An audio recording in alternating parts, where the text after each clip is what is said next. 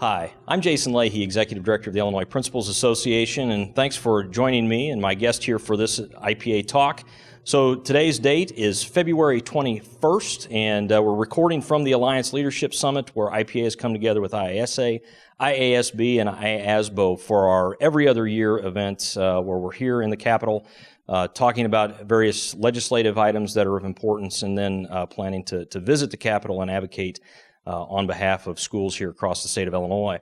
I'm fortunate to have with me here for a couple of minutes Jeff Kang, who is with the EducationSuperHighway, to talk a little bit about this initiative and the good work that they're doing to help schools push broadband access and really get broadband access into these schools. So Jeff, thanks for being with me. Absolutely. So now, Jeff, you guys, I think, probably here for this summit might get the award for the furthest traveled in. So where's base of operations for you guys? Yeah, so my colleague and I came out from San Francisco. Most of our team is based in San Francisco.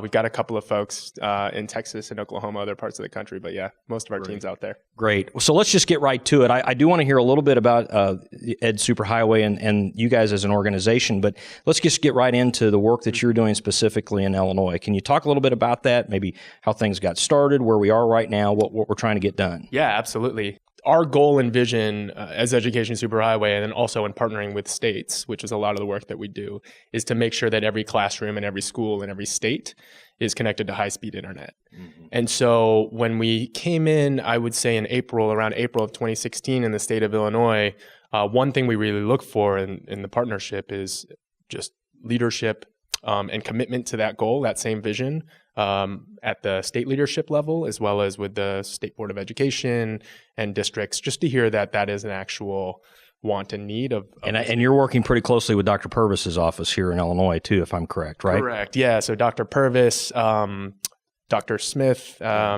and really just starting from there, really got the ball rolling, and we've been able to pull in great partners, even like yourself, to really help to kind of tell the story and shape out how this connects to other work that's been going on. So when we started in the state, that vision alignment was really important, and we got that right from the get-go, that yes, we want to make sure every classroom, every school, nothing left unturned, has access to high-speed internet.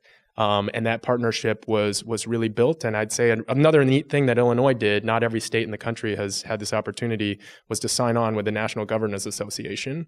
And the state sent about 5 to 6 leaders, cross-agency team, to get some real learning and do some cross-state collaboration with other states to really solve this problem and figure out how to get this done. So what are you finding now that you've been in Illinois for a little bit, Jeff? I mean, kind of where are we with things? Where do you see us going? What do we need to be doing to make sure that schools have access to high speed, high quality broadband? Right. Yeah. So, I mean, one thing that we bring in every state and every conversation is the data. So what we found in Illinois when we got here was that roughly 71% of the school districts were not meeting what we would call minimum connectivity standards, which are set by the FCC and by groups like CETA. So 71% of the districts in Illinois were meeting that goal, which meant that roughly 30% were at pretty low bandwidth levels. Mm-hmm. We also had found that, I think we estimated roughly 500 school buildings, possibly, the data still wasn't really clear, but around 500 schools were not connected to fiber, which really gets you really high-speed, scalable internet. And that was, I'd say, 2014, 2015. And one thing I will say is what we're seeing here is that there is progress. There's great progress. That 71% of school districts moved up to 84% this past year, which is good. It's definitely a trajectory we want to see, and we think obviously there's still 17% of school districts to go, so we're not done, but that's positive. Also, there are 215 schools roughly that and we're feeling more and more confident about that number as we work in the state. 215 schools that don't have access to fiber. So that means there is a classroom, a school out there that's still struggling maybe with DSL or cable modem. So those are the numbers. That's what we're seeing, a trend, and that basically there's still work to be done. I think the other thing in Illinois is that obviously there's a lot going on with the state with regards to funding, politically and everything like that. And that can sometimes be a distraction. Here, what I found is that the team is tremendously committed to this, the team of folks that we pulled together to work on this, and every district, and we work with regional learning technology directors, for instance. They're all very, very much committed and focused to work on this and get this done. So even with the fact that there are over 850 school districts, it's a pretty complex, decentralized state. There's a lot of resources in terms of people's time and commitment that are being put towards this in a very, I think, targeted way. And so I feel only positive about, I think our chances around this. So that's been really encouraging. Well, I think this is something we can probably all get rallied around too, is, making sure that kids have the connectivity they need. And so regardless of politics, this is something we definitely need to be focused on. I think just so people have kind of a clarity around the type of standard we're trying to get everyone to, can you explain, what your standard is, or what Education Superhighway standard is for high connectivity, high quality connectivity? What is that? What's the target we're trying to get everybody to? Yeah, it's a good question. So the one thing I had mentioned before was you can look at the speed. There are different aspects you can look at. So for one, it's the speed that every school is getting into their district and therefore kind of passing along to each school. The number is actually, it's a standardized number now, 100 kilobits per second per student. So it's on a per student or per kind of staff, student plus staff level. To be able to support all those devices that kids are bringing in, right? Minimum, they set that goal for 2014, and that's the minimum connectivity goal for 2014. And we still have that number I quoted, 83%. That's still along that threshold. So that's one way that we look at it. Do you have enough speed? And yes, 100 kilobits per second if you're doing things like more media-rich video conferencing, even just running assessments online. A lot of those things in combination require that level of bandwidth. The second thing we look at is infrastructure. So oftentimes you can't reach that speed if you're sitting on a DSL, definitely on a dial-up connection, which a few schools sometimes are still on. Sure. AOL, right? Yeah. That's what you're reminding of. Yeah, you bet. So we want to make sure that every school has the connection to fiber technology that will allow them to grow and be future-proof for years to come. And so that's definitely a priority and definitely a way that we look at making sure that they can understand why they need it, a lot of these schools and districts, but also get the resources aligned and understand how to leverage things like E-rate, the federal subsidy, how to leverage perhaps some state resources that might be available to help them get this job done. So that's a big part, is infrastructure. And the third part I would say that we focus on is affordability. So with every school district, you really got to prioritize where you're putting your resources and funding. And we have a lot of data, and we can really tell a lot of stories about school districts, frankly, that are paying too much for the service that they're getting. Right. And so sometimes people say, oh, so is this a way for us to cut our bill in half? Maybe. But more so, I think we look at it as, let's take the money that you're putting towards broadband right now and work with your service providers to triple, quadruple, 10x the amount of speed that you're getting, because usually that's more of a middle point that they're willing to reach. Right. Yeah. So one other thing that we're looking at is on the infrastructure piece of this, and this supports what we're doing with Illinois Vision 2020 with our 21st century learning platform that we have, and in terms of our advocacy, is working to get dollars pumped in to help with the infrastructure so that we get everybody off of dial-up if they happen to be on that, and get to fiber.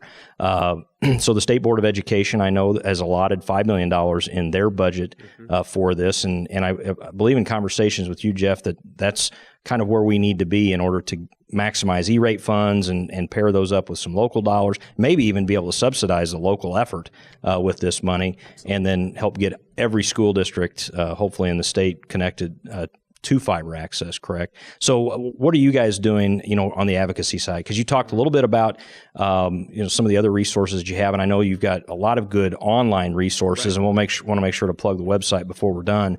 But, what work are you doing from an advocacy perspective? And I know that we're working to partner with you guys with that.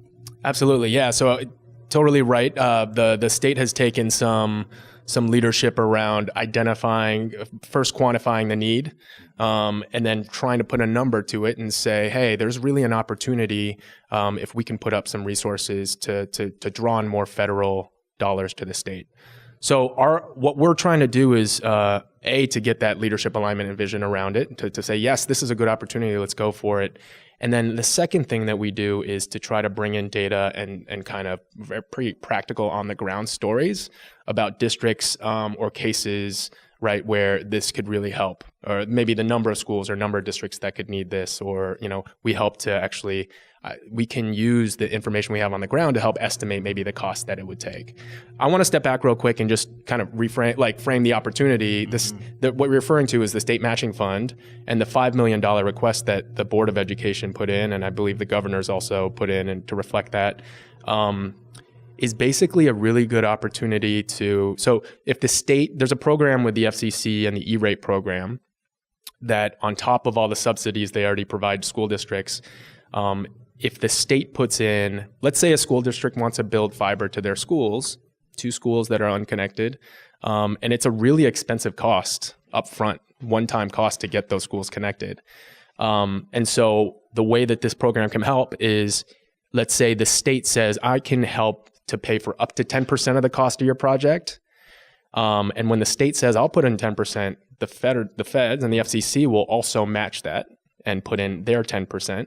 And so they're, all of a sudden now where a district might not have had, nearly enough funding to pay for this project, they've got an extra 20% at the table, and they've got their E-rate funding and potentially other, maybe some other support that they can get from the state to really finish the job. So it's a quick way of saying, it's a great opportunity to leverage other federal resources to really help and focus on these schools that might really have a problem upgrading anytime in the near future. And we are just trying to do our part as Education Superhighway, but also as the initiative to educate people about what this is about and how it's a really great window of opportunity right now to go for it. That's terrific. So Jeff, because we're here in February in the PCCC in Springfield and it's 70 degrees, thank you Illinois weather, I am sweating just a little bit from the lights, but to wrap things up here, where can people learn more about Ed Superhighway? Oh, great.